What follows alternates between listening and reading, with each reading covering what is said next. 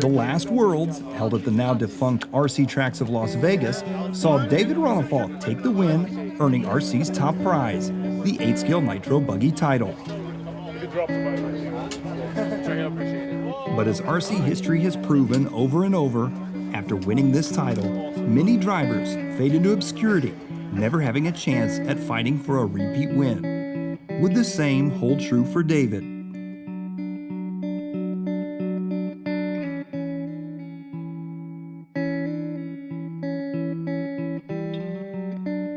As always, the RC season starts with the Nitro Challenge.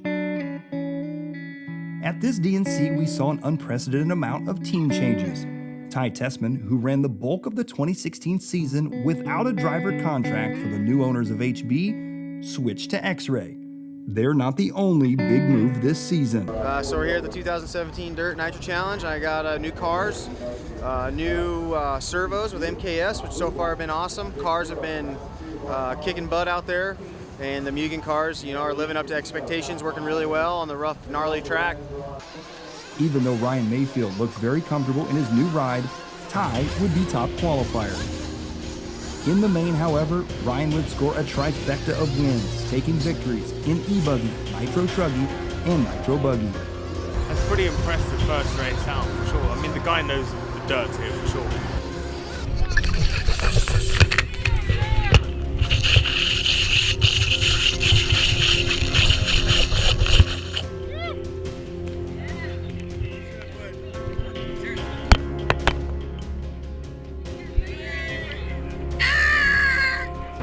And the guy he could be on a bit of a run. I mean, it's a shame it's not a Worlds here, but it seems like the car suits him. He can drive the way he wants to drive it, I think. And I think Drake up above him runs a bit of a tight ship.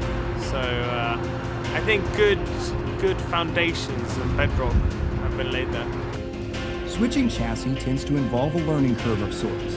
As a result, the Tessmanns approached this season with more than a little trepidation. Mechanical issues in both Nitro classes was not the debut that he or X-Ray were hoping for. I think maybe Ty will leave disappointed, but to be honest, both of his kind of mechanical failure, the plug yesterday and this time the battery failing, or he had issues with it. I don't think he should place too much weight on that. It's still very early days with his, I guess, new era career with X-Ray. So I believe Tessmann may have had a flame out as well. Similar issues would plague him at the Roar Nationals. Unbelievable. Ty Tessmann and Ryan Maifield. I thought we were at Fremont, Indiana, but we were in the Twilight Zone. Ty would, however, manage to walk away from the Nats with at least one title. It was X-Ray's first title in the U.S., albeit in the Truggy class.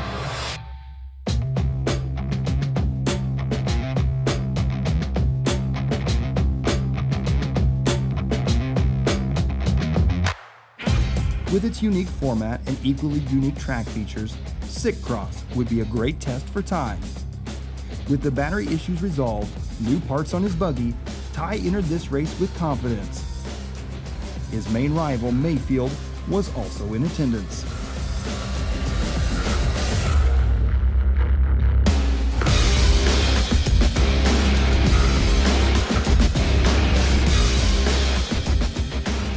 The track was extremely challenging, and in the past, this type of track would have suited Maifield's style just a bit better.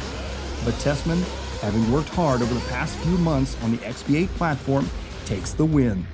Usually don't do so good on rough tracks, so it's nice to kind of get the car set up really good on rough track and be able to drive and change my line if I had to, not just do the same thing. 2018, the Nitro Buggy Worlds year. Teams head to Southern California for DNC prep. Well, we've learned from our mistakes and what happened last time, so we figured out those, and hopefully nothing like that happens again. And we've made a lot of progress on our car. It was actually last year went really good up until the mains, and it just kind of all fell apart. So hopefully we can have strong qualifying again and then follow up with the mains. We wouldn't find out until very late in the year, but this would be the last Nitro Challenge held at the Fear Farm. This would mark the end of an era, as the race would be moving out of Arizona. Tessmann, who found early success at this event in years past, has had a string of bad luck as of late. He has gone winless in the last 3. Adversely, Ryan Maifield has enjoyed unprecedented success in that same time period.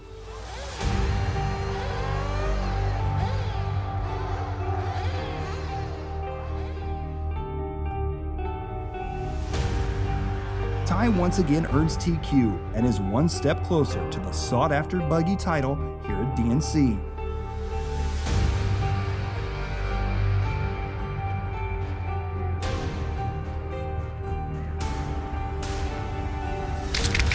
CJ Jelin, whom the Tessmanns took under their wings back in the HB days, is here as a professional driver for the first time. Like we had a kid at home who was way ahead of Ty at his age too, 11-year-old, and he quit because he got frustrated because improvement now, for you, improvement's going to come so slow.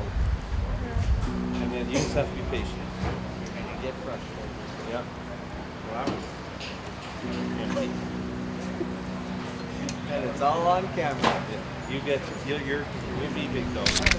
CJ has qualified into the B main and is in a bump up position. Doing good. He's making 10 minutes on a tank, so he'll have one less stop. He just has to settle in, and he should get a bump pretty easy, but we'll see what happens. He's in a tight battle with Cole Ogden, Dakota Fend, and Ryan Lutz. CJ, at only 14 years old, will have to drive beyond his years to compete with this group of seasoned veterans. But with only 2 minutes to go, he is on the outside looking in. Kevin gives words of encouragement over the wireless. You quit doing that. Drive. Go forward. Stop. Yeah. You ever want to throw that radio headset at him? No, because then I'll get in a lot of trouble and it won't turn out good. Hey, you were faster than all those guys. Regardless of his finish, the X-Ray team gives their newest addition to the pro team some much-needed words of encouragement. Joey's going to hammer that pipe underneath the bridge.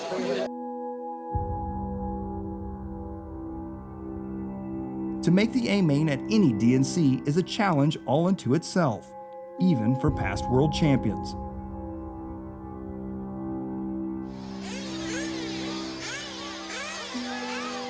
Tessmann would again start the pro buggy from the front with his friend Daniel Adams watching quietly from the pro line truck. No, I get excited for him. I get bummed out when it doesn't go well. I mean, but this is going better than Truckee so far, so we'll see what happens. But yeah, I mean, I don't really get nervous. I just, you get kind of anxious because you want to win and you put a lot of effort in and a lot of time working with everybody. So, but I've been doing it so long, I know. I mean, you're not going to win them all, but I sure want to. Ronafont, who started fourth, makes a move on race leader Tessmann. Tommy Hines, the newest addition to the X-Ray team, watches anxiously as Ty and David fight for the lead.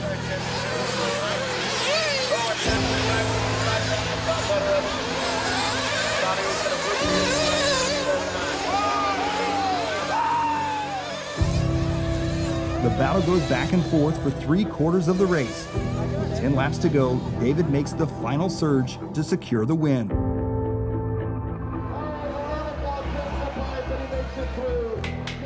Not a bad follow-up to his world's title. Europeans Ronafalk and Battier would take the top 2 spots, with Tessmann in third. Ty would take a surprising win at the first ever indoor Silver State race. A few short months later, he would lay down a dominant performance, doubling up at the Roar Nats.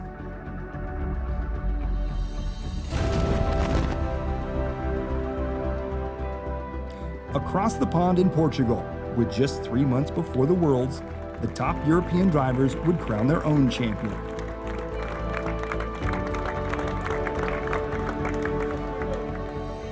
Davide Armgaro, now running for Team Associated, would break the track record for fastest lap.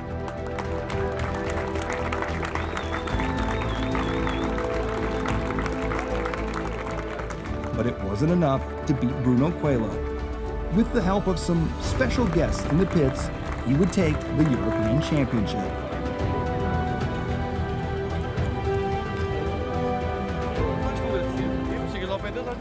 The special guests in the pits were none other than Ty and Gord Tessmann, who made the 20-plus hour trip to Portugal, but not to race.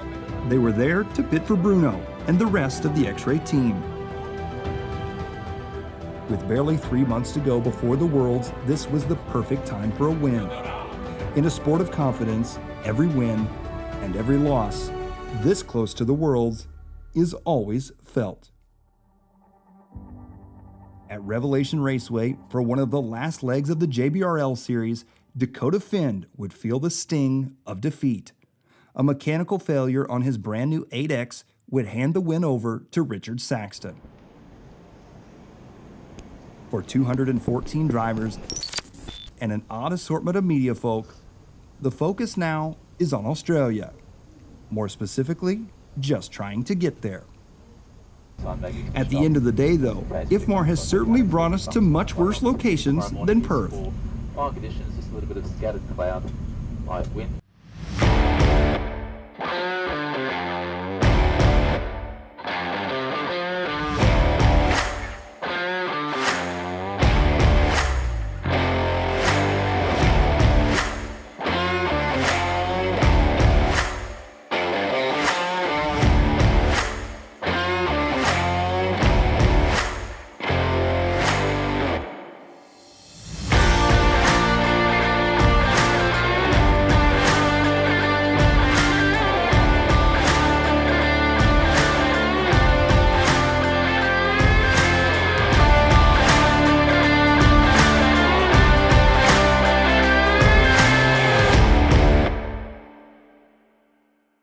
Jared Tebow has just beat the fastest drivers in the world to take the title here in Perth.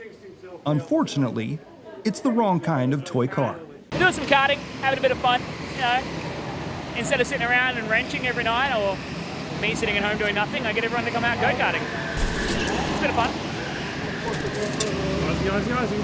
Oi, oi, oi! By now, most of these drivers have already been here in Perth for 5 days. They all needed a break from the monotony of meaningless practice at the RC track. Chris, who is the race director this weekend, joins them for some karting. Come on, Chris. It's 1 foot on the brake and 1 on the gas, not both on the brake. By the second round of qualifiers, Chris finally has the hang of it. Not to the level of Kyosho's top driver Jared Tebow or team manager Zach Rogers. I don't know, I call Zach the winner. He beat me on fast lap, so that was a lot of fun. That was awesome. You can do the same thing starting Tuesday? Hopefully. Should be good. Hopefully less bumping though. That was a lot of bumping out there.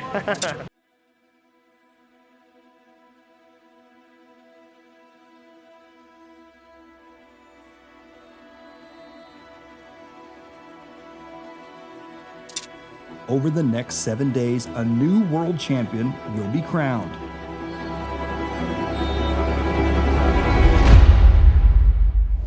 Tessmann, now settled into his new X-Ray chassis, will be tough to beat.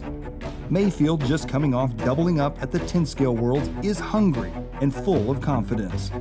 Or would David Ronafalk be the first double 8-scale IFMAR champion since Maurizio Monessi? But with 2 other past champions still at the top of their games, will David be up to the task? I think it's harder to win the second one than it was to win the first one. That's what everybody say, and that you can pretty much see that on the history as well. Only one driver made 2. But yeah, I'm confident. My package is working good, so it's gonna be fun. Both drivers and the mechanics will have to be completely in tune with the track that is bound to change by the hour.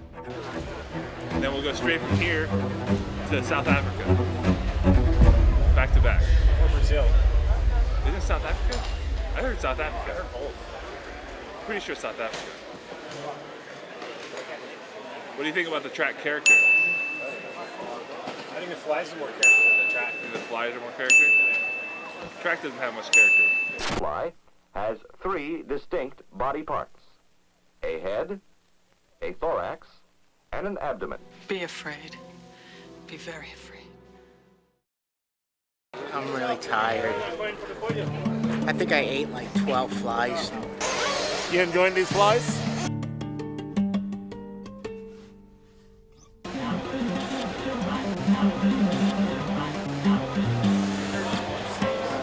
Flies!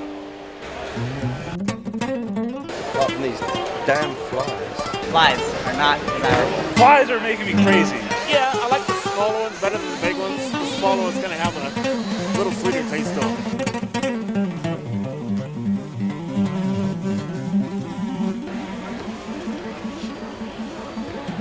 They're rolling.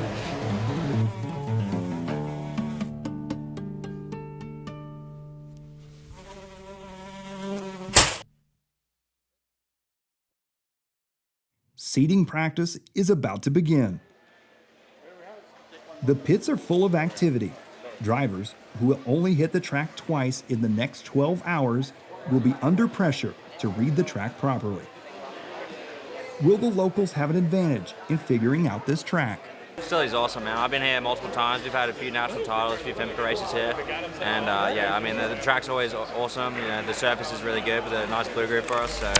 So they have an amazing canteen, amazing people. So yeah, it's always really good when I come in. I don't think we've even ever had an 8-scale Worlds here in Australia. So to be in my home country, yeah, it feels pretty awesome. Not gonna lie. As the random order of the seating progresses, we begin to sporadically see a few more familiar buggies sitting on the pit wall, set to go. While the track isn't bumpy, it is a very fast track. Speed is usually synonymous with fabulous crashes.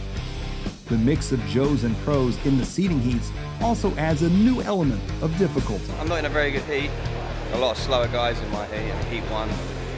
So it's tough. I mean, it's like they're deliberately trying to get me, and they didn't get me in that one. They broke my car. But I managed to get a few laps in that one, so a bit faster. I think we could have gone a bit faster, to be honest, a bit better. The car broke just after my fastest lap, before I started the 3 laps. But that was due to where they hit me in the jump before. But yeah, so we're going forward, not backward. The internet will obviously have a boisterous opinion on this topic, but the question does need to be asked. Should the drivers that do this as a day job be in the same heat as the drivers that do this as a hobby? Did Ricky Carmichael ever end up in a heat race with my buddy Larry? I think it's time these governing bodies have some kind of a system where these guys get sorted somewhat before we even start, because I mean, even for the guys who are slower, I don't think they like being out there pulling over constantly. I mean, their race is no fun either. So I don't understand why we can't take the Euros, the Nationals in North America, the last year's Worlds, and make some kind of sort before we even start. That way it's going to be a better event for everyone, in my opinion. Even though today is technically practice, there is a lot at stake for people who use this sport to pay their bills. Elliott Boots, as well as past 10-scale world champion Ryan Cavallari, would encounter traffic problems in their first seeding rounds. I mean, my heat is worse than a club race at home. We can't wait to get in a nice heat. Well, they're having a drivers' meeting tonight and a managers' meeting, team managers' meeting, because I think what I heard was that they might change the heats from today's seeding because of like the situation I'm having and a few other guys, where it's just a massive difference between the skill of drivers in the heats. So we'll see. Like the Vegas Worlds, the decision was made that this track would be watered. The internet is sure to be up in arms about drivers having an opinion about watering, but what needs to be understood is that water drastically affects the lap times. Many tracks get faster when they're a little wet. This one was the opposite. A little more consistent today from yesterday. The watering is definitely up and down depending on what heat you're in. So the watering is stupid. It was really wet. It was wet from this morning, and then they added more water, so it was really wet. Like that round, I was in third heat after water, which helped a little bit for sure. I would say the track is a little bit slower the first 3 minutes when they water. Even though several of the top drivers will be qualifying in slower heats or on a drenched track, the vibe in the pits is generally very positive. It's very fun to drive on it for sure. I think it's going to be good for racing. Right now it doesn't really have that much of a character, no bumps so far. I think it will stay pretty much the same to this. I mean, we have still like quite a few days coming, but the track's holding up well and I don't see it like blow out that much like we saw in Vegas, for example. So I think the racing will be good. It will be close. But yeah, I'm enjoying the layout. I'm having fun out there. I'm having a lot of fun, other than going back to the house and having to work on homework, but yeah, that's fun. This would be CJ Jelin's first overseas race, and only his 6th major race as a professional. First time out of the country, too. It's been good. The long flights I don't really like, but it's part of it. Yeah, fun. Throughout seating practice, Jelin has been having phantom engine flameouts. This has relegated him to a slow qualifying heat. Ty, capitalizing on a dry-ish track, puts himself as the 3rd fastest driver on the day. Maifield would be 2nd seed, but the story here was 17-year-old Davide Ongaro, who would be the top seed today.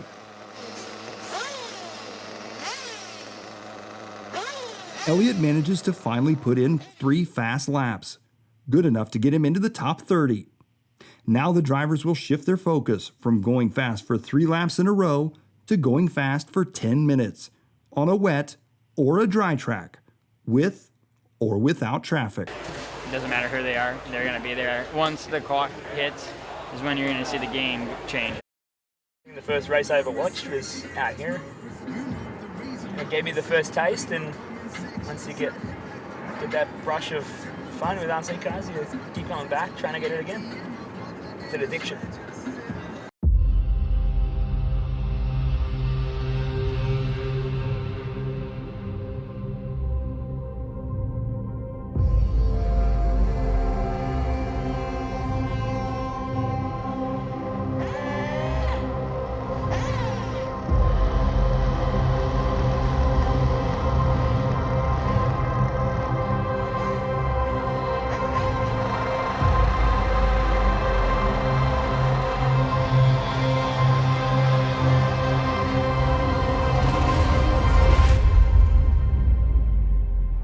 Time to do something.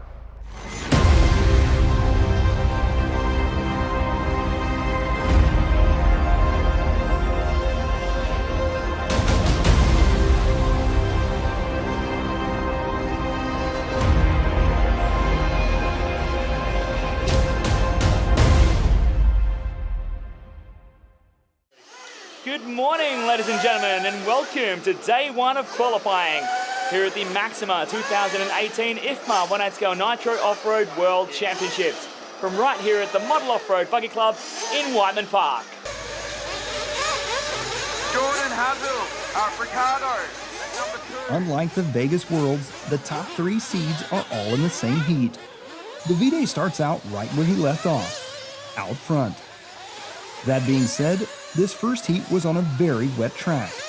Would their times stand up? A huge mistake on lap 7 would drop the young Italian driver down to the 8th spot. Maifield would replace him out front. Tessmann, struggling just a bit with both traffic and with his setup on the damp track, would take over the lead on the most important lap of the heat race, the last one. I had a little bobble and then had to avoid a car, but I drove clean and I thought it was going to be pretty fast, but then the track after was quite a bit better, and we went top 4 guys went faster, so seeing how much different the track was, I think 5th is pretty good still, so if we get a dry track next run, hopefully we can have a better run. Heat 2, with a slightly drier track, had the top 4 drivers all on a faster pace than Ty.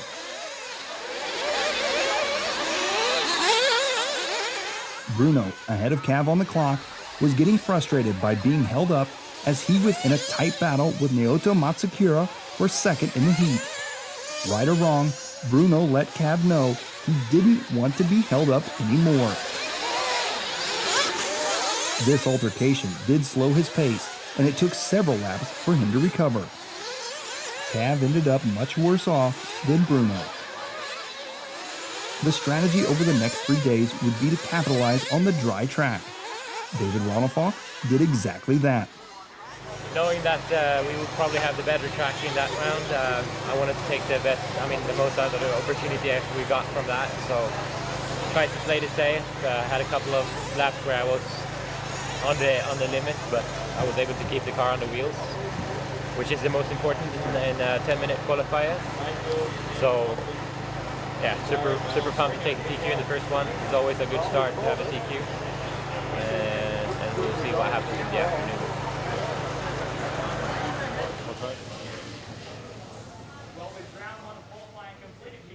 David starts the Worlds out in the best way any driver could, with a TQ. But how would he fare on the wet track? Would he minimize the damage like Tessmann and Maifield did? The first round, the second race guys seem to have a little bit of an advantage on time, but if I wouldn't have made my mistake in my race, I would have got a second out of that round, just based off what my pace was going into the last lap. So I think it's more fair than what people are really leading on to. The track is very challenging and difficult for everybody, but it seems like as long as you're putting the right tire on for the right condition, then the speed doesn't really change. You just got to make sure you're picking the right stuff. So. With the complexity of the varying track conditions and the fact that drivers will only be on the track twice per day, teamwork is more important at an IFMAR event than any other in this sport. If you can get everybody working together and trying different stuff and being open, I think it's really helpful that we have people to do that. Kind of a lot of my career up until now has been kind of by myself, so it's been hard, but now to have a team is really nice to fall back on. The second round starts out with a bit of cloud cover. This time the water schedule would be flipped. It would be important for the Tessmann heat to capitalize on the dry and the Ronalfock heat to minimize the damage on the wet. David came on strong in the last half of his heat race, but being down 3/4 of a second per lap would prove too large a disadvantage to overcome. He would finish third overall for the round. In Heat 1, Davide Ongaro was out front and driving the wheels off his buggy. Well, one of them at least. I lose the nut of the wheel. Davide wouldn't be the only one with a DNF in this round. Cav would flame out. Fifth place finisher from round 1, CJ Jelin, would also suffer a flame out. This would only be the start of the engine problems for young CJ. We had a ghost flame out. But he's doing so good, and I hate to see him lose it because of stuff like that. He seems to be pretty much fine with it. So, I mean, that's one good thing about that kid. He's always happy. He'll get upset for 10 seconds, and then he's ear to ear again. Not me. After Davide's issue, Maifield would assume the lead. Just like the first round, he would hold the lead until the final lap. Drove around pretty conservative, I thought. Track was a little dusty, but super grippy at the same time. So pretty clean run. Probably had maybe about a second worth of just not choosing the right lines overall, but got a 2 for the round, about a second behind Ty, which wasn't bad. So just gonna go up in diffs and maybe a rear spring change for tomorrow. Come back and see what the track's giving us, choose a tire. It's been said before that in order to win the world, 1,000 things need to go right, but only one thing needs to go wrong to lose it. That one thing at these worlds could very well be choosing the wrong tire at the wrong time. Like medium soft is maybe 10 points. Medium maybe 20. Mine is slipping up to 10. Oh yeah? There you go. Right. So it's going to be tough. I wonder if there's sound.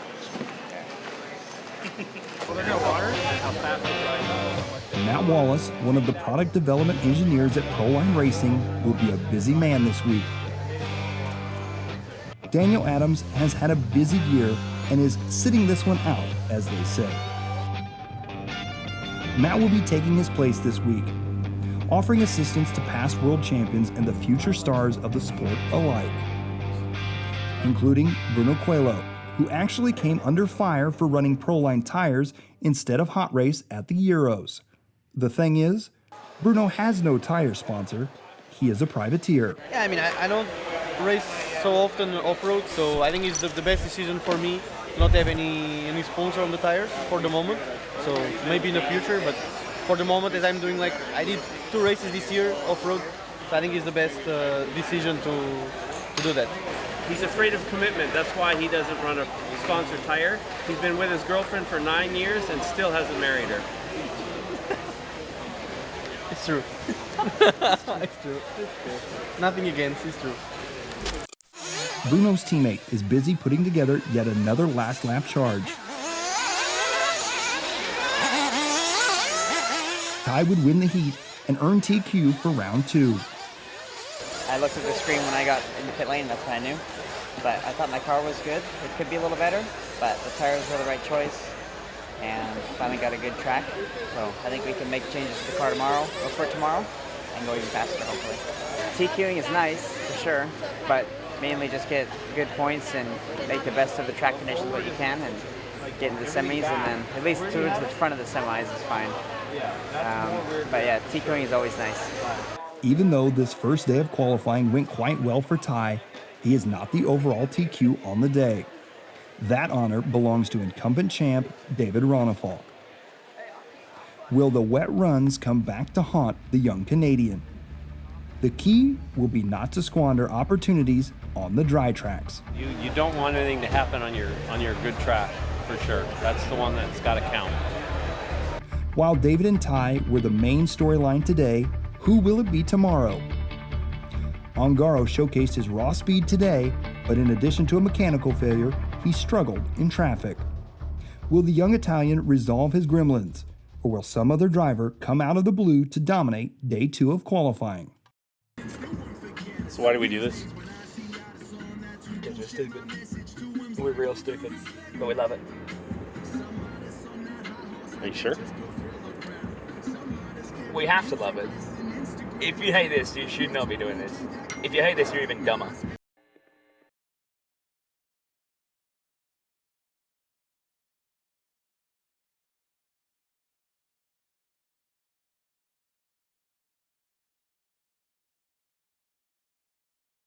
Thanks of Ronefalk, Tessmann, and Maifield, it's not all koala bears and rainbows.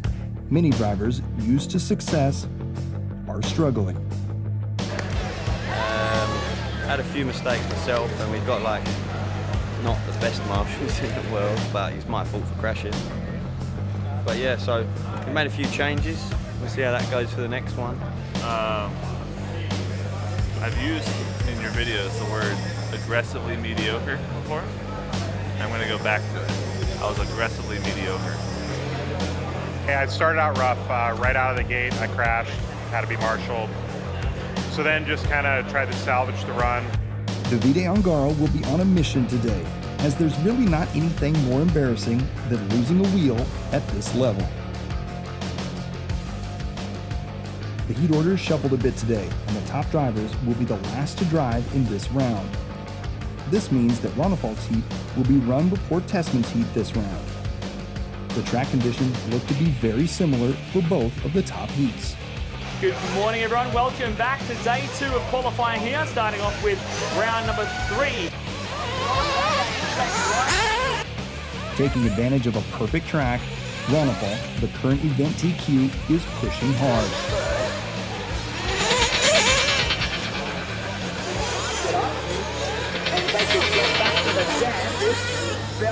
Unfortunately, David's buggy cannot keep up with his pace.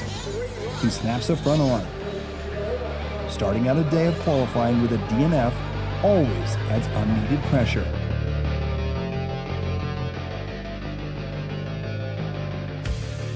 With Ronefalk out, Coelho assumes the lead, and somehow he is together with Cavalieri. Again. We wait for the impending Bruno punt, but this time, Cav gives him space so that neither of their times are affected all that much. I did 3 mistakes that cost me around 5-6 seconds. So I'm super happy because still with that mistake I still second. So it means the pace is there. The top 10 I think is very good because everybody's going to the semi-final, and semi-final everything can happen. It really doesn't matter if you start second or fourth. I think most important now is to have confidence on the car and feel the car easy to drive.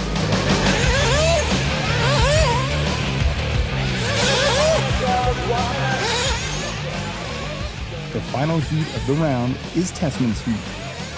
While we expected Ongaro to come out with the pace to beat, it was actually Ty who was the fastest man on the track. Just a little bit of stability, like on the back stairs, and then this track is so fast, you come in the corner so hard, and the track is kind of edgy, so it just kind of keeps the car a little more calm through those sections without losing steering in the slow sections. So that's kind of what we've been working on the last few runs. Even though Ty made the TQ look easy, it was anything but. Holy cow. Just a little bit easier to drive. It's fast enough, it's a little bit hard to hang on to for that long a time.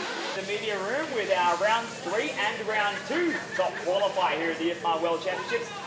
It's always good to get more TQs. I've had 3 good runs now, so it's a lot less pressure than having a couple bad runs or even a bad run. So now I can kind of try more stuff for the next one and have a little bit more relaxed rest of qualifying. But having 2 TQs is awesome. It would have been better to have 3, but I'm happy with how it's going so far. While he did suffer a DNF in the first round, Robert Battier has a 4th and a 5th now, and his buggy looks to be about the most consistent on the track. I don't know, I'm working on it since 2 days ago with things, so I like that. I don't know how to make TQs, so I prefer to go directly to the final. Again, teamwork cannot be overemphasized at an event like this one.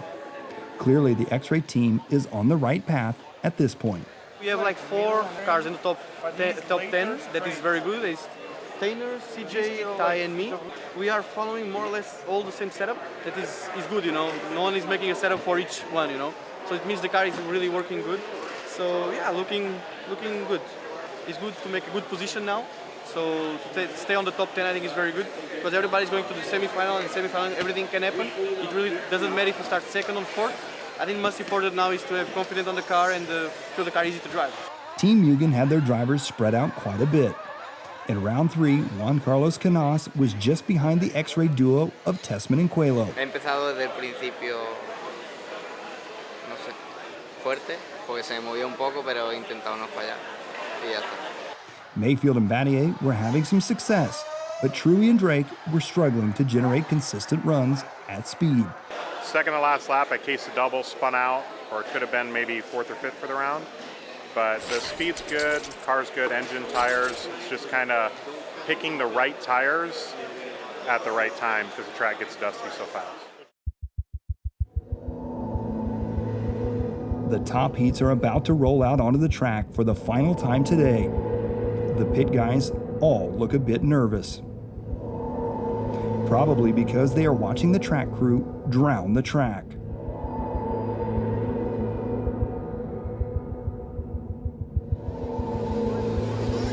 Given that the sun is setting and the temperatures are dropping rapidly, it's very likely that all 3 of the top heats will have less than favorable conditions.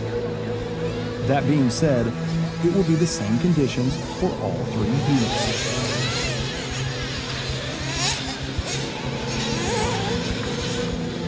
In Heat 2, Australia's top driver, Kyle McBride, is struggling to get rhythm going. To make matters worse, he tangled with what looked to be a somewhat frustrated Robert Battier. Robert's not the only Mugen driver that had an off run though. In seating, dude, the track was so grippy at night like this. It was insane. You could run the hardest tire ever. And now we go into qualifiers and they do the same crap, water the track, and it was like the most ice skating rink car everybody was. You couldn't jump the jumps, it was insane. So I don't know, man. This whole watering at the Worlds is a fail, but they feel like they need to do it to keep the track together. Hopefully that's gonna, help for the mains. I don't know, but that definitely sucked, that's for sure. Joe Bornhorst, who as of right now was Tekno's #1 driver by about 15 spots, is still struggling to crack the top 20. Given that we're just past the halfway point of qualifying, both Ryan and Joe need to turn their qualifying efforts around. As does Ronafalk, who suffers a flameout. While not a DNF, it might as well have been, as David finished down in the 78th spot. CJ Jelin, who has already suffered one flameout in this qualifier already, seems to be in a rhythm of sorts when it happens again. My car flamed out again, so it's the same corner, only at nighttime, so it's very, very hard to know I have the speed, but that happens. It shouldn't be a surprise, and yet, given his struggles in the first 3 rounds, it was a bit of a shock to see Cavalieri battling for the TQ spot. Yeah, I mean, conditions obviously were slightly better for Archie, I would say, but I think we kind of went a little crazy the other day and just never really got a hold of like the setup and on the car. So kind of just today was a reset after how bad yesterday was for me. So yeah, today it just kind of definitely getting back into my pace, getting comfortable driving around the track. I mean, every time we're on the track, it's slightly different. I mean, we went from, the round 1 today with, a lot of grip where we're on a harder tire, and in that last round we were on a soft tire. So you definitely have to have everything ready to go. After the final heat is run, it became clear who nailed their tire selections and setups and who did not. Ongaro would edge out Cav for his first TQ of the event. Boots has also turned his fortunes around with a less than conventional tire choice. I've been running S3 Blockade. We're going in the right direction. We ended up with a 6 and an 8 compared to yesterday's like 20 something and then a nothing. So yeah, I think it was good. We changed the setup, run what Jared's running. It seems to work quite well. I mean, we had a wet run then, so we would have gone faster. The second heat got a better track, so it's normal. They're quicker, but not as quick as we thought they were going to be. But it was good. It was super wet. I expected something like the seeding round when it was later in the day, and it was super high grip. So we had my car all thick and ready for high grip, and tire choice for high grip, and it was definitely not that. It was probably the least grip and the wettest track I've had so far. But still get 6, and that's pretty okay, I think. My car, I know what it's like in the midday, and even early evening is fine. And the mains are going to be like, I think, midday soon sometimes. So I think we're pretty good for setup-wise and pretty confident still. Yeah, just kind of did what you did your best with what you had to do for tonight, and we'll go to get them tomorrow. After 2 days of qualifying, Ty doesn't really have a lot to complain about. He is, after all, the overall TQ. While this run would end up as one of Tessmann's 2 drops, this entire day was David Ronafalk's drop. He might as well have stayed back at the hotel. Well, that's for sure my drop, because that's probably not even a top 20 run. But we all went up on our diffs, we went up on tires, because we're like, oh, the grip's going to be up. No, there was 0 grip to be found out there. So, oh well, go to bed, drink some whiskey and a beer, figure it out tomorrow. Who's going to win? The best guy on the day. It's so crazy out there, as it always is. I know you want me to say someone, so then you can hold me to it later on. Do you set up for the wet, or do you set up for the dry? Well, that's always the thing, and I've seen it work in both instances on a local position. Drivers who use a really fast tire to start off just to kind of do that mental damage to the opposition, because then they get out front and they have quite a buffer, and even if they're doing donuts on slicks for the last 25 minutes, they've already got that advantage they can try and lock down. But then the other side, sometimes a little slower at the start, and keeping your nose clean is the key, but I think you put yourself in more of a position you're at the mercy of other drivers, and how wild they're going to get, whether you get caught up in other people's crashes or even your own crashes. It's hard to tell.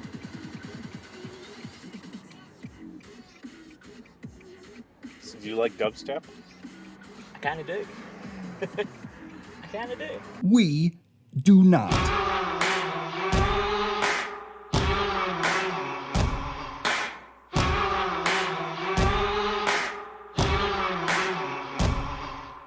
I mean, we never focus on TQ, we focus on the Sunday, right? So TQ is not important. Said no one ever.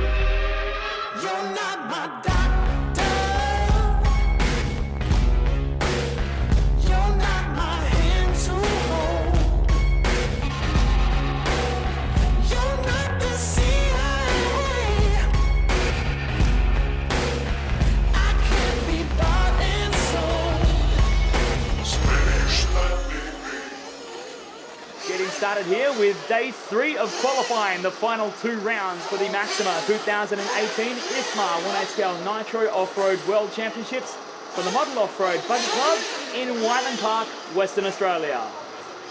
With the host block receiving more spots for racers than the other 3 blocks, there was a huge wave of local talent at these Worlds.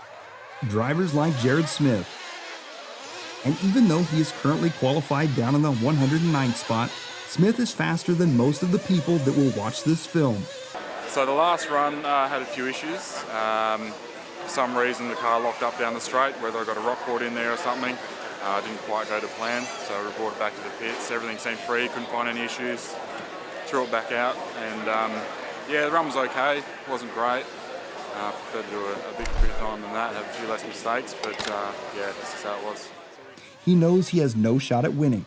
So why would he take a week off work to be here? Just to enjoy it, just to enjoy the experience. Seeing all my mates, racing with a whole bunch of them, so usually racing club racing down here or down at the Bayswater track for electric as well. Good to see all the pros going around the track, just seeing just how fast they can actually go. And it's good just seeing everyone with a smile on their face here enjoying the event. Another local racer was 9-year-old Micah Thompson. It's quite impressive how well Micah got around this challenging, high-speed track. That being said, Micah is a precocious 9-year-old boy, and he's very competitive. Yeah, he pushes himself pretty hard. But I think he just needs some time away from here. He's been watching all the A guys and doing a lot of study. He's pretty smart, so I'm going to take him away from here for a few hours, and I think it's going to change the way he drives tomorrow. Micah would finish qualifying in the 172nd spot. He wasn't too happy about this, but his dad and his pit guy are there to lift his spirits. We've had the help of the Tessmanns and their generosity of time, and it's made the most out of the car and been able to capitalise on that. While Micah and his dad are at a different point in their RC career than many of the other father-son duos here at the Worlds, it's refreshing to see Micah's dad supporting his son instead of losing his temper. I finished all my runs, had good runs. I was happy. Didn't get yelled at, so it was good. Who's been yelling at you? I'm not gonna say. CJ's engine problems continue. Gord comes to help tune the motor, but when he suggests it isn't broken in yet, Kevin disputes it as he broke it in meticulously on his own oil bath system. We're just trying to find out what might be happening with CJ's motor and see if we can figure it out. Getting a second opinion from the best. Who's that? Adam Drake. Why is he the best? I think he's the best engine guy that I've ever talked to or met. So if you're struggling, best thing I can suggest is find someone who knows more than you, humble yourself, and ask questions. Come and feel it and see if you think it's just like you said. Gord has Adam look at the engine, and a conclusion is formed. It has too much compression. In my opinion, I mean, the engine's basically just brand new, so it gets stuck at top dead center and dies. doesn't want to seem to run right. I don't know. I don't know enough about it, so I'll let the guys do it. I mean, I think everyone's different. For me, I mean, I like to come to the Worlds or any major race, nationals, anything like that, with an engine that I've raced at home, you know, smaller races, JBRLs, things like that. Like for me, the engine that I'm racing with is my same engine from the Nationals. I ran it before the Nationals, a couple smaller races. I believe when I started here, it had like 4 gallons on it. So by the end of the event, it should have about 6 and should be good all the way throughout. While they didn't bring brand new engines to the event, Techno decided to bring a brand new buggy instead. We've been working as a team, figuring out the car and stuff, and you know, it's good that we're all kind of coming on at a good point now. So, say 5-6 days ago, I would have taken a 18 for sure. But now that I'm disappointed with it, it's showing that we're getting better. So. They currently do not have any drivers qualified directly into the semifinals. Bornhorst is their only hope. One could even say he's their Obi-Wan Kenobi. It was a pretty perfect run for, you know, at a 10:30 pace, so it's pretty good for like 10:15. And then went off of one same double that's been biting me all week. Freaking fly. And just bucked me uncontrollably, and I couldn't do anything to save it. And it was on the last lap, and I don't know what I got, but it wasn't what I was going to get. On the opposite end of the spectrum, Kyosho is still running the now antiquated MP9 platform. They do have 3 drivers in the top 20, however, including Elliott Boots, who has overcome a lot to make it as high as he is in the standings. With temperatures on the rise, both Boots and Maifield will suffer engine flameouts in round 5. Will this day end for them like yesterday did for Ronafal? Who will be the top qualifier at the end of this final day of qualifying?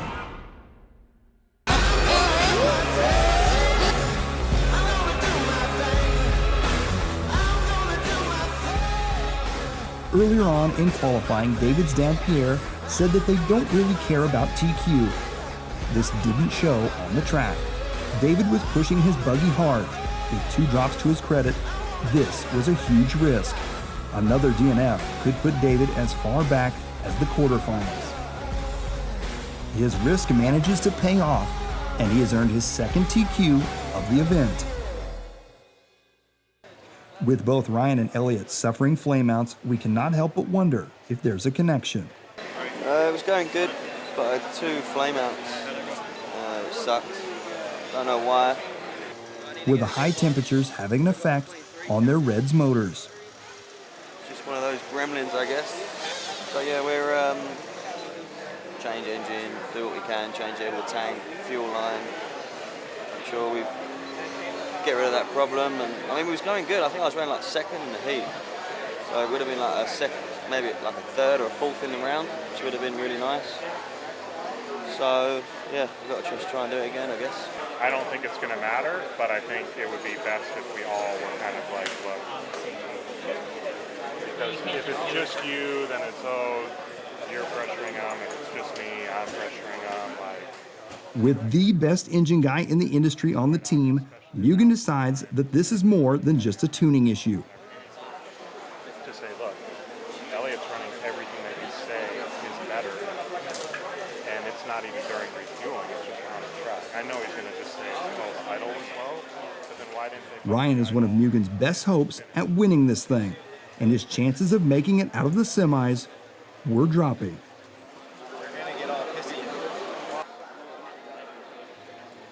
After what looked to be a productive discussion with the Reds Racing team management, Ryan has their blessing to run an OS engine for the remainder of the event.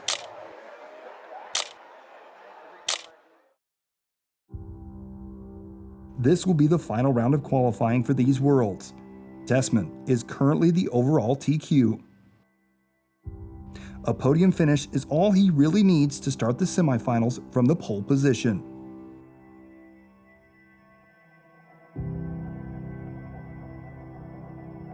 While the watering is consistent, the track is still the villain of our story. Out front, Ongaro and Tessmann are battling hard for the lead.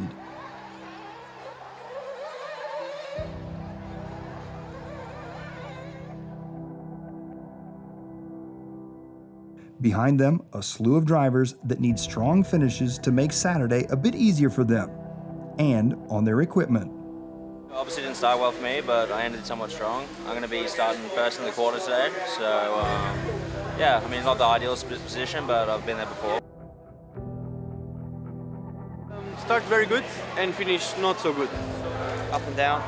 We had a fairly okay run then. At the minute we're lying 9th, so it means I can drop a 32 from the first day. So yeah, hopefully I should be in the semis. It's not nice being in that position. CJ finally has his motor fully broken in, and he looks much more confident on the track. He's done way better than I expected us to do, so that's making a semi is huge at Worlds at 14, you know what I mean? So I'm proud of him. Ronnevalk, still pushing his car to the edge, but not beyond it, puts in a strong final qualifier. The disaster of day 2 is now behind him, and his chance to defend his title will start in the semis. In the closing moments, Davide has a 5-second gap over second-place Tessmann, but he has modest expectations still.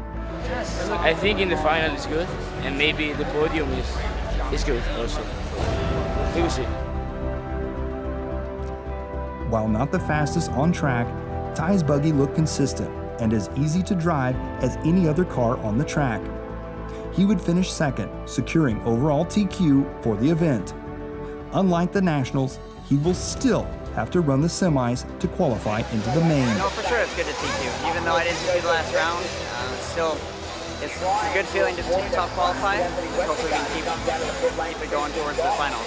Racing's different than qualifying for sure. So Ty's always been known as a racer, not a qualifier. So we'll take it one step at a time. Does the poor tire selection from the Vegas Worlds still haunt Team Tessmann? Will it happen again?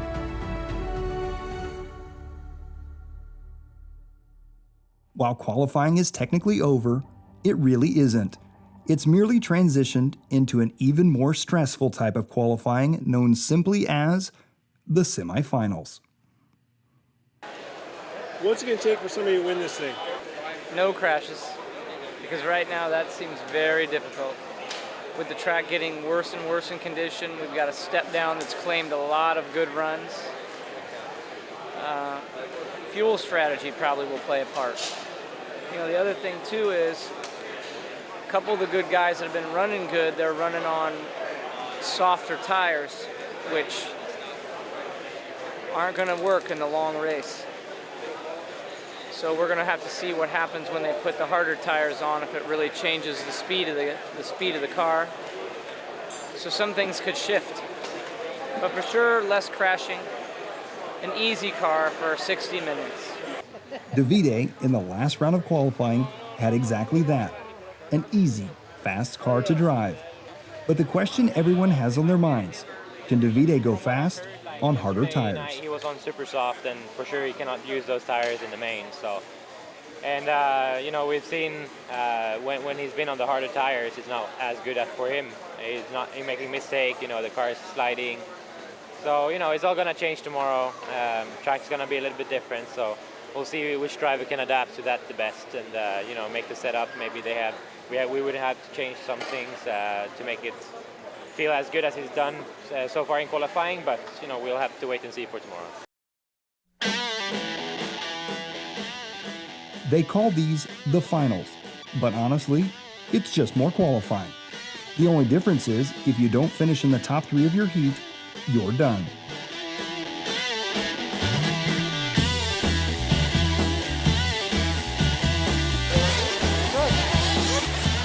The eccentric media personalities are on the top of their game, snapping thousands of photos for their respective RC news sites. There's no shortage of source material to shoot at these worlds.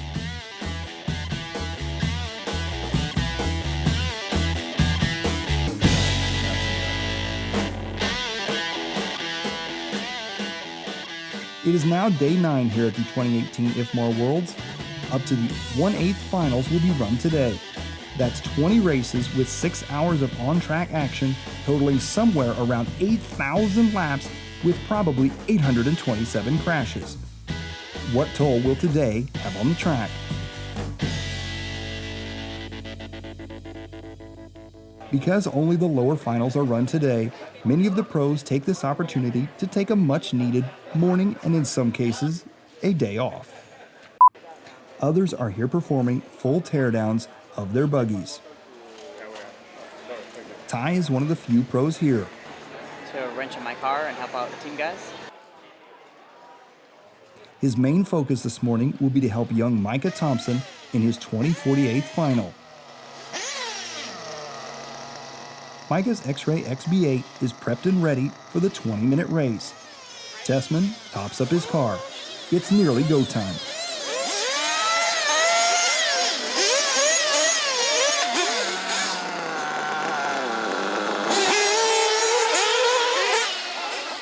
Micah, stuck deep in traffic, has broken a shock mount in a crash. He comes into pit lane for an assessment. Ty runs back to the pits to get a replacement and installs it. The damage is done. Micah won't make it out of this final. His worlds will end with this run. He's doing good. He's driving really good. He just got hit over the triple, but these low mains near the mid-pack is pretty much carnage. So I think he's driving good. His car looks good now. So it sucks he had some bad luck, but he's definitely driving awesome. Micah's dad watches his son's worlds gradually coming to a close. Micah will be disappointed with 183rd. He will likely remember his pit man forever. It was amazing to see Ty take the time out of his schedule at an event of this magnitude to help young Micah. I helped him out because he comes to the Worlds and he's the first time there, and I was in his shoes when I first started. We came to a race and the pros were really nice to me and they really helped me out and they kind of made me want to do it for a living, and that's what basically got me here. So I figured I could return the favor and hopefully give him some memories to remember. But was there one pro that stood out for Ty? Yeah, Adam Drake for sure. He was one of the best guys to me. Travis Mezqua also. They were probably my two good friends in RC. So yeah, they really made an impression on me, so hopefully I can make an impression on this little guy. Jared Smith, who spent more time helping watering the track than he did racing on it, didn't quite meet his goal of finishing in the top 100. Jared's 10 days at the track would see him compete in the 128th final, finishing in the 119th position. Unfortunately, had a tyre come unglued in the first couple of laps, so a bit of a disaster day for me. For, I think, everybody else, it was really, really good. The Marlborough crew put on an awesome job, put on a really good show.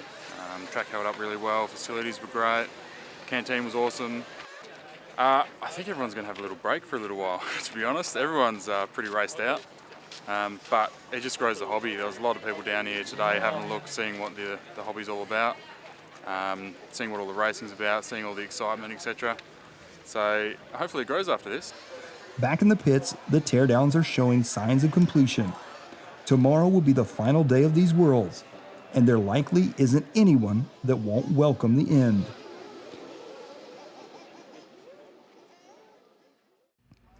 Day 10, the last day. And the first thing the pros do upon arriving on Saturday morning is survey the step down to see what effect the thousands of laps from yesterday have had. The step down's got a pretty gnarly hole. It's been a bit of a kicker all week, but now from all the lower mains and qualifying and stuff like that, this is gonna, I think, kind of be the make or break. Like, you gotta make sure you kind of set up, get around the corner and avoid the big hole. As long as you don't hit it right in the just off right side of middle, I think it'll be okay. If you hit it on the inside or the outside, it'll be fine. You just have to be kind of patient there and take your time to hit the right line. In round 6, Ungaro really looked like the driver to beat. But he has been running super soft tires all week. With longer runs, that compound is off the table. I mean, I don't think anybody's proven themselves to be, somebody that's just going to dominate the hour-long race. Ungaro seems to be really fast, but, it's an hour, so he drives pretty committed, and usually driving committed gets you bit, you know, by crashing a couple times at least. So I paced him a little bit in that last qualifier and kind of saw where my car was lacking, so made a few changes. The Tessmanns are always going to be consistent. Obviously, Ron Falk and it's going to be good as well. And then there's probably a few, you know, outliers that have definitely picked up the pace, like Spencer Rifkin and, you know, maybe a few other guys. So, yeah, it's going to be tough. I mean, just the semi, it's going to be tough just to make the main, and then once you get there, you just got to try to survive. And I mean, hell, in an hour, you don't know what the heck's going to happen out there. The track's pretty crazy. So one crash could take you out of it, and one crash could let you win it, you know, if somebody else crashes. So we'll see. It'll be fun. More than a few of the top drivers are running a lot sooner than they would have liked this Saturday morning. Given that this is the last chance at getting into the semifinals, the racing is sure to be intense and unforgiving at times. Time is running out. For the techno duo of Bornhorst and Lutz, this is their last chance. An early mistake by McBride bumps him out of a transfer spot.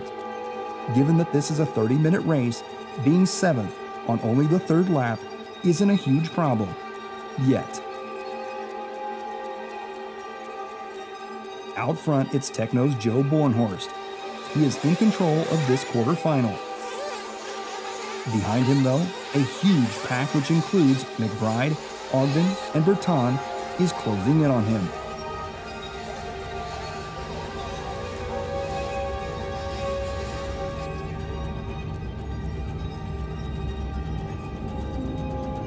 After pit stops, Joe finds himself in the middle of that very pack. He's in the dreaded position of being on the outside, looking in. Tried my best in the quarters and got out early and had good pace in the beginning, and then when the grip came up, I started struggling a bit more, and they passed me, and bummed is an understatement. So, but I guess we'll hang out. Maybe have a couple adult sodas and watch the fast guys go. Not only are the worlds over for Joe, but for Techno as well. Finishing in the 35th spot did not sit well with Lutz. This would be the last time we would see him running a Techno buggy. Shortly after the Worlds, Techno would decide not to renew his contract. In the even group of the quarters, Adam Drake is fighting for a transfer spot. Was in the bump spot most of the quarterfinal, and ended up I was outside looking in, pushing a little bit on the last stint, and ended up running out again. Overall, there's a lot of good things that I would say came from it. I think my speed was good. I had a lot of really solid, good runs in qualifying, and just quarterfinals didn't go my way. The semifinalists typically get a 10-minute practice session. This was called off on account of rain. This adds a huge unknown leading into the semis. What effect would the rain have on the track? Would it dry out in time? With barely an hour to figure out any setup changes, it's a race against the clock, and possibly the weather.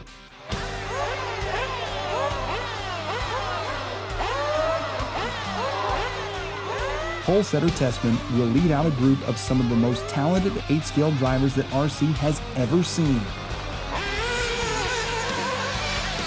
As luck would have it, both Ty and Davide have ended up in the same semifinal.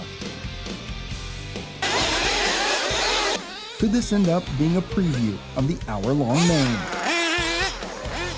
Bruno, reigning European champion, is having an amazing run.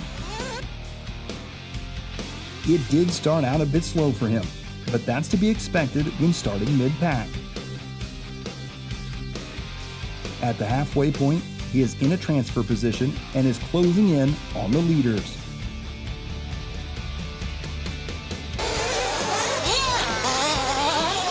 Currently, Davide is on point, with Ty mere tenths behind him. Halfway through the race, and he has built up a small gap. But all that is needed to erode a lead as fragile as this one is a mistake. Davide begins to have a few issues on the critical step down. Will it claim him, or will he go on to cross the finish line first?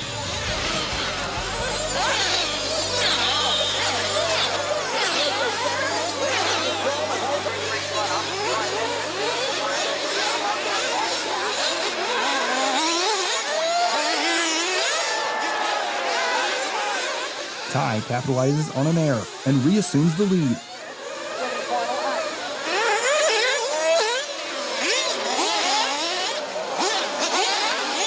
Ongaro is right there when Tessmann makes a mistake of his own, and he's back up front.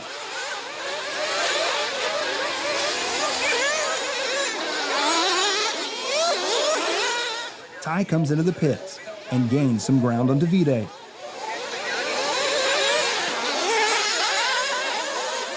The pressure is on the Ongaro pit machine to step up. A huge mistake in the pits costs them dearly. From here, Ty just manages the gap to Ongaro and wins his semifinal. But he and Gord are not happy with their car. We need a different tire choice, and we need a different setup on our car. So I think we're okay if we can get those two done. I think we got it. What was the car not doing good enough? It was just really hard to drive, he said. Didn't generate enough grip and really hard to drive. On the even side of the ladder, Ronefalk will lead out yet another group of skilled drivers, including Maifield.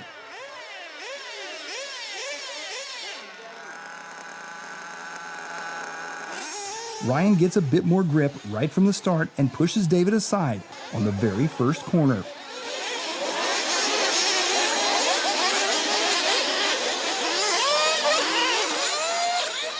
Maifield pulls in for his first pit stop and gives Ronefalk the lead.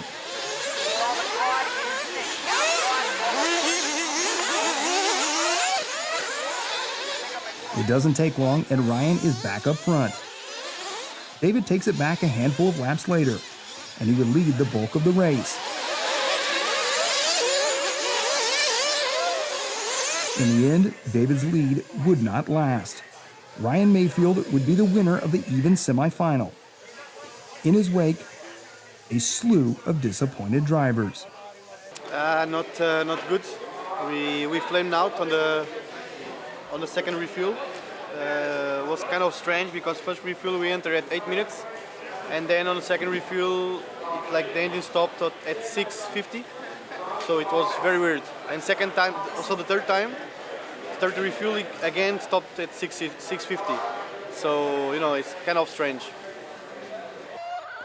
Ordinarily, Bruno, CJ, and many others would be packing up, but there's something new happening at the Worlds this year. This marks the first Worlds without Dallas Mathieson at the helm, and his absence is felt. That being said, all things change. This includes IFMAR. While the sanctioning body isn't really known for making drastic changes, this is a positive step to add something new and wildly exciting to the Worlds. The 12 drivers not qualifying for the main will have a last chance qualifier. The winner of the LCQ will be the last car on the grid in the main final. CJ Jelin, having a perfect start, has broken away from the pack, but he has Elliott Boots hot on his trail. In the final moments of the LCQ, Elliott makes a critical error, followed immediately by another.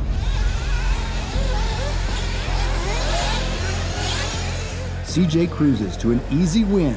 At 14 years old, he will be the youngest competitor on the grid for the hour-long main final. Just missed out on the main. Yeah, close. Oh, I come down to the last lap, it was, I was just missed out on the last bump, it was, I was chasing, I don't know the guy who he was, but yeah, I just missed out on the last lap. I finally found a good setup in the last run, of course. The car was pretty good then, but yeah, too late. Next time. Thanks, Boots. Okay. Safe trip. Cheers. For Boots, one of Europe's fastest drivers, his Worlds are now officially over. All right, so we Yeah, Maifield, Ronnefaut. I'm gonna go with someone most people don't say. I'm gonna say Robert wins. Robert, but yeah, picks the right tires, picks the right setup.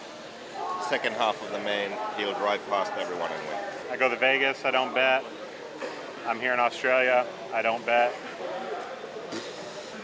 Got to stick with Ryan. Got to stick with my boy. He's been looking good. Looked good all week. Looked real good in the semi. Starting on pole. Can't go against that, I don't think. I've got my money on Maifield. David. In this group, that's a tough call. I don't know, man. It's super close at the top. It could be anyone's race between Ongaro, Ronnefaut, Maifield, Tessmann, the usual suspects. But I mean, you never know. Someone might run up through the ranks. It's a 60-minute race. It's going to be long. It's going to be a grind. I don't know. We'll have to see. Watching the semis, Maifield looked the most solid. I talked to Ty and he said he wasn't happy with his tire choice, so they're going to change that. So he might be better. But overall, I thought Maifield looked the most solid, so I'm going to go Maifield. Cheers.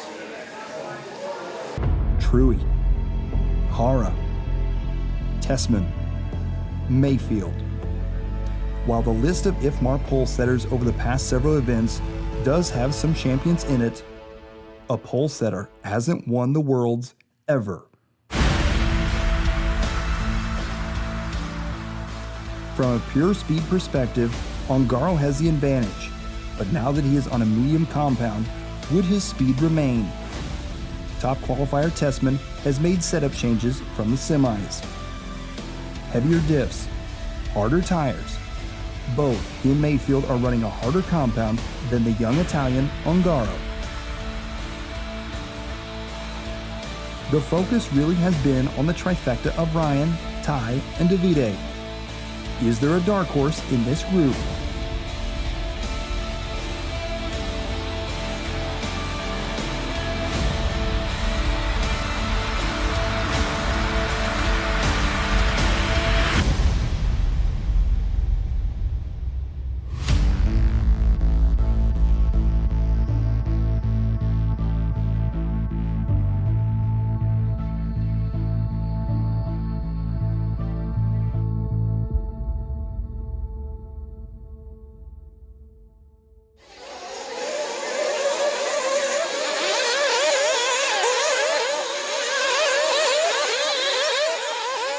The order doesn't change until the second lap. Ronnefaut shorts the critical center triple and needs a marshal. Nearly the entire field passes him. The top three remains unchanged. Maifield, Tessmann, Ongaro. As a result of utter carnage back in the pack, the top three pulls away easily. Two names we really haven't heard much over the past 7 days have now officially joined the fray. Robert Battier and Ryan Cavalieri are closing in on Davide. An unforced error for Ty on a simple double sends him from second to fifth. On the sidelines, Richard Saxton cheers on his team driver Davide as he makes his way through the field. Out front, it's still Maifield. Could he win his third IFMAR title in less than a year? Not if Davide has anything to do with it, he won't.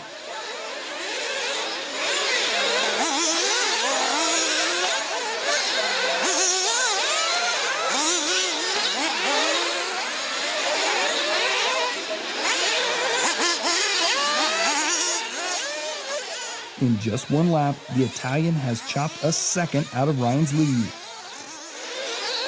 Behind the lead battle, Cav is still in third, but it doesn't last. Tessmann takes over the final podium spot and sets his sights on his rival, Maifield. Well back in the pack, it will take a miracle for David to retain his title.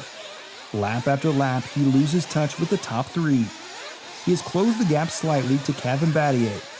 I made the wrong tire choice, I felt like, and I was struggling towards the end with the grip. But, you know, fourth place is not bad.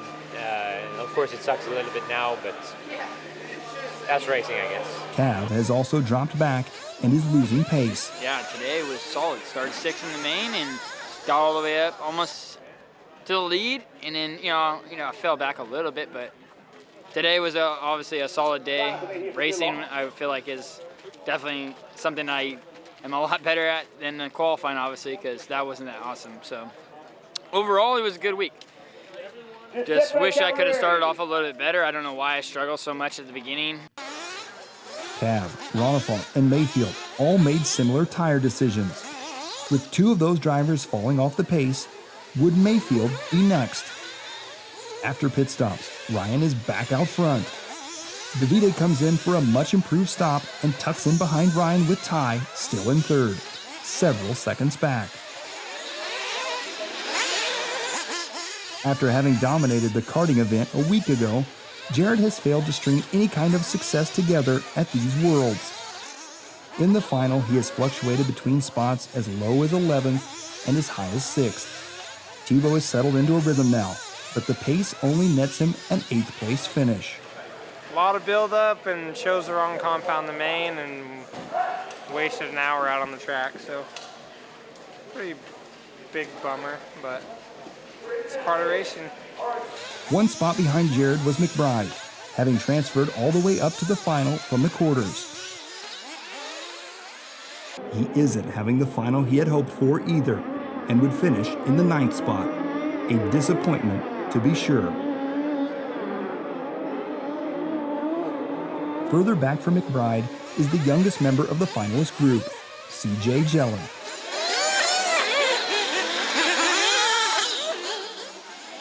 He was fighting the track a bit more than he would have liked, and the end result was a few too many crashes. He would finish down in the 12th spot. Very respectable, considering his age. Crashed a lot, which was kind of expected, but overall, I'm really happy. Make the main, have my 2nd Worlds, finish 12th. It's pretty good. Up front, it's time for another cycle of pit stops. Ryan maintains the lead after the stops, but it's just a matter of time before Ongaro overtakes him.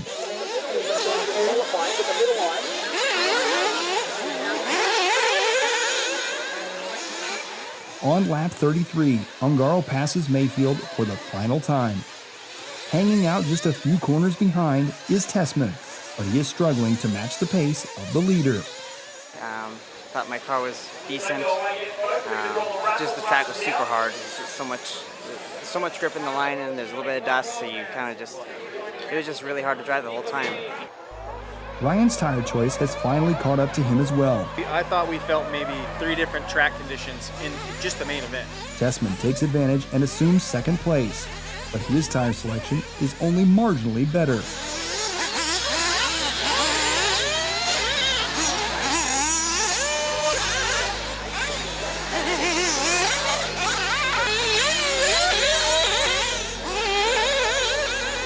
A fundamental difference in tire compounds existed here in this final.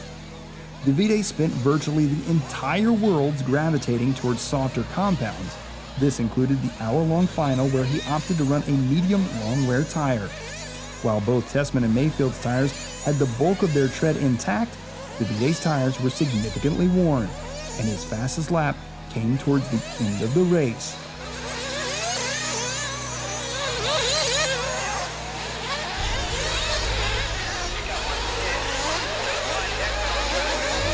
Davide, whose IFMAR story began in 2014 in his home country of Italy, has progressed quickly.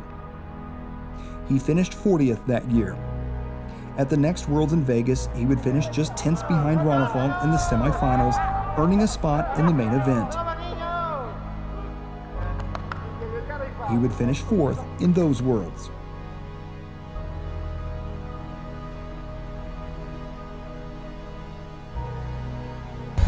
And now, he has taken RC's top crown here with a win.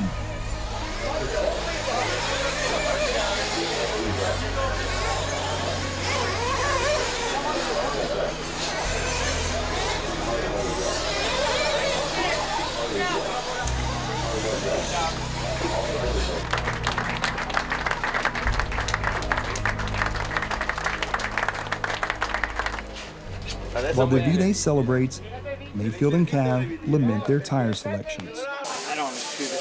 He was there's really no choice. Yeah, after the semi, I didn't really have a choice on tires. I mean, it looked pretty worn out.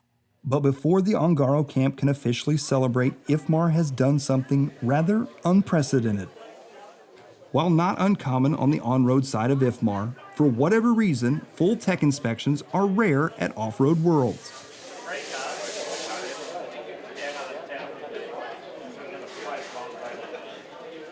Does Lerone know how to turn channel 3 off? Dear Internet, this was not started by the Tessmanns, nor was this a result of an official protest. One of the HB drivers, who was not talented enough to be in the final, claimed to have seen wires being yanked from Ongaro's buggy. It was merely the on-off switch, but the fact that Davide's buggy wasn't turned immediately into tech solidified IFMAR's decision to perform full teardowns of the top 3 finishers' buggies. They gotta check it. They have to. Look in the engine, look in the tank, look everywhere. And look everywhere they did. After everyone was satisfied, the finishing order stood, and Davide was officially the 2018 IFMAR champion of the world. Senza giroscopio! No giro!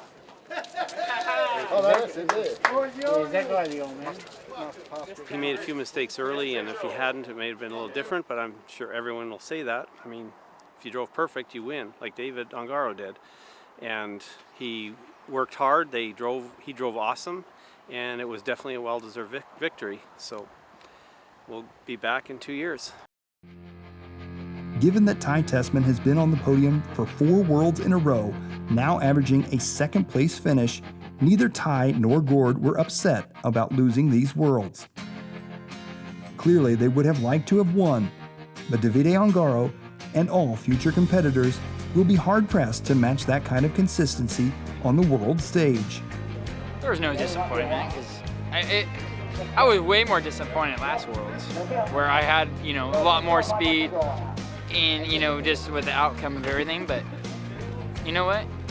We're gonna live to race another day. So yeah, I mean, I still love what I do. I'm happy with where I finished. It was okay, just missing some speed in the final. So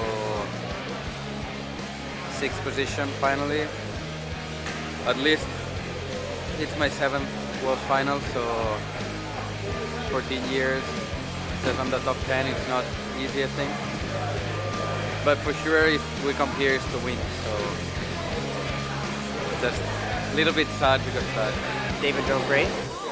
Had a couple mistakes of my own. Could have eliminated that, probably would have gone a little better, but sometimes you're not fast enough, sometimes you win, sometimes you don't. So we made semis. I was fine with it. And then next thing you know, we win that LCS or whatever it's called. And I was like, oh gosh, now we got to do the main. So I'm happy. Yeah, he did great. He did really good. This would be the last time we would see CJ running X-Ray equipment. He would leave X-Ray in the off-season, citing a toxic environment as the culprit. It was good. I wish I could have finished a little better for my companies, but I think they're good. They're good with a 3. I'm good with a 3. It was a long week, so probably going to go to Glamis hopefully soon. Go camping, but first we got to get on this 32-hour airplane ride or however long. On a plane ride home, Ryan would discover that Reds had fired him for using an OS engine. 3 Coors later, he didn't care. I'm going to take a break right now. A couple of weeks, maybe 2-3 weeks, no racing. Next week we go to school and Oli is like before, so we'll see.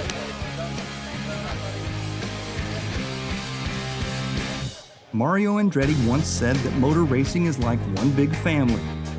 That was clearly evident here as drivers and members of competing teams lined up to give Davide a heartfelt and sincere congratulations on his win.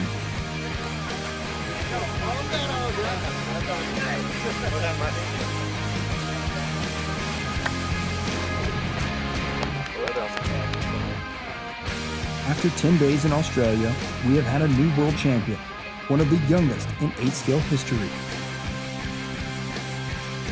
Davide earned a hard-fought victory on a very difficult track. He and his team made the right tire compound and set up decisions when it counted most, and it earned him a spot in RC history. I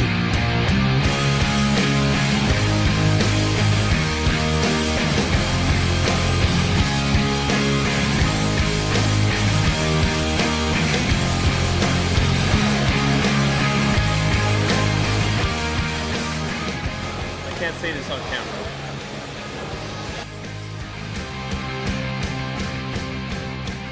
For the shot? Yeah, he's in shot. That's disgusting. Should we redo it? No, that's not good. I don't want a naked guy in my shot. I think we should redo it. Yeah, I think so. So Brazil in 2 years. Brazil in 2 years. Yeah, I guess.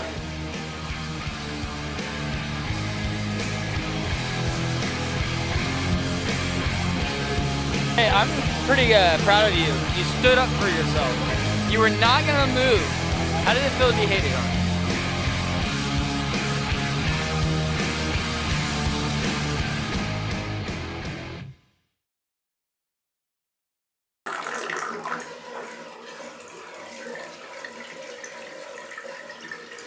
I knew it.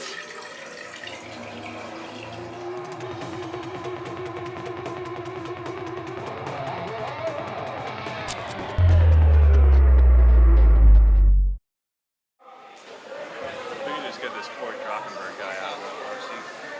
It'll be way better. They're always sticking cameras in our faces. He's worse than these.